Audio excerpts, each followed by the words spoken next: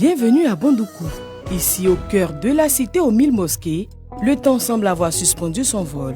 Des reliques de Samori Touré aux animaux sacrés du Gontougo, chaque ruelle murmure une légende, chaque brique de terre porte une mémoire.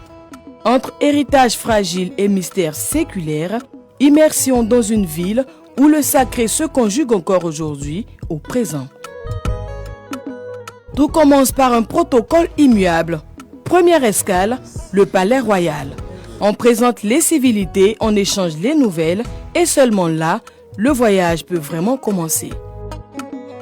Cette porte close ne paie pas de mine et pourtant, c'est la première case de Bondoukou. Elle semble dormir, mais elle veille jalousement sur les trésors du fondateur. Bondoukou est devenu Bondoukou grâce au fondateur du nom de Taki Adré. Il était un chasseur et lors de son activité, il a découvert cette zone-là et il a décidé comme ça de s'y installer. Juste à côté, une silhouette massive s'impose à l'œil, la maison d'Aboubacar Touré. Au XVIIe siècle, elle a abrité l'invincible Samori Touré et ses guerriers Sofa. Il est venu avec ses Sofa, c'est les militaires qui étaient derrière lui, ceux qui combattaient. Mais le géant de terre fatigue. Les intempéries n'ont pas de respect pour l'histoire. C'est un véritable appel au secours pour ces murs qui ont vu passer l'un des grands empereurs d'Afrique. Les gens qui doivent arranger ne viennent même pas d'ici.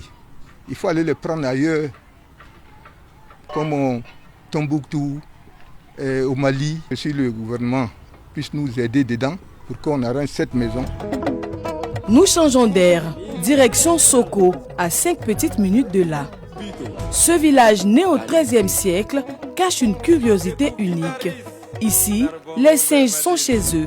Mieux que ça, ils sont rois. Soko a été fondé au XIIIe siècle par Tolé Mela. Ce dernier était un grand chasseur des éléphants et il était venu d'un village appelé Wolekei à 13 km de Soko. C'est là-bas qu'il était avec son frère.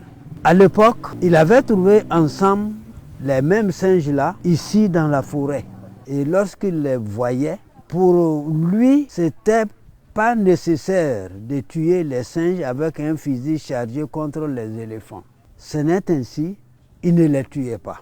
Les singes aussi, en le voyant à tout moment et sans être menacés, ils n'avaient plus peur de lui. Voici ce qui fait que les singes et les villageois sont restés ensemble après. Un pacte ancestral lie ces primates aux hommes. On ne les touche pas, on ne les mange surtout pas. Sous peine de voir la mystique s'en mêler. Ou celui qui va tuer un de ces singes, je vais l'amender et il va l'enterrer comme une personne. Mais le danger est ailleurs. La ville grignote la forêt et l'habitat de nos singes sacrés se réduit comme peau de chagrin. Les gens commencent à lotir partout. C'est pour qu'ils n'ont qu'à arrêter. S'ils veulent lotir, ils n'ont qu'à aller très loin de cette forêt-là. Pour qu'on puisse avoir toujours ces singes-là sur place. Sur place, des touristes, fascinés par leur proximité avec les primates, nous racontent leur expérience. C'était magnifique parce que tout ce qui est naturel est vraiment beau à voir. Donc quand on a touché, on ne peut pas expliquer. Nous quittons Soko pour un autre voyage dans le temps, Sorobango. 1 millier d'âmes et une mosquée du XVIe siècle qui semble tenir par miracle en parfait équilibre entre terre et ciel. C'est le phare du village, fièrement classé au patrimoine mondial de l'UNESCO. Celui qui a construit cette mosquée s'appelle Baba Ali. En ce moment, nous étions ici, nous étions des musulmans, mais partout où se trouvent des musulmans, il faut qu'ils trouvent quelqu'un pour faire une mosquée. En ce moment, c'était des pierres qui étaient installées là et les gens priaient à l'intérieur. Mais Baba Ali s'est offusqué que des chèvres et des moutons passent à cet endroit et donc il a décidé qu'on construise une maison, un édifice pour qu'on parte à la prière. À la périphérie de la ville, un spectacle insolite brise les codes de l'élevage local.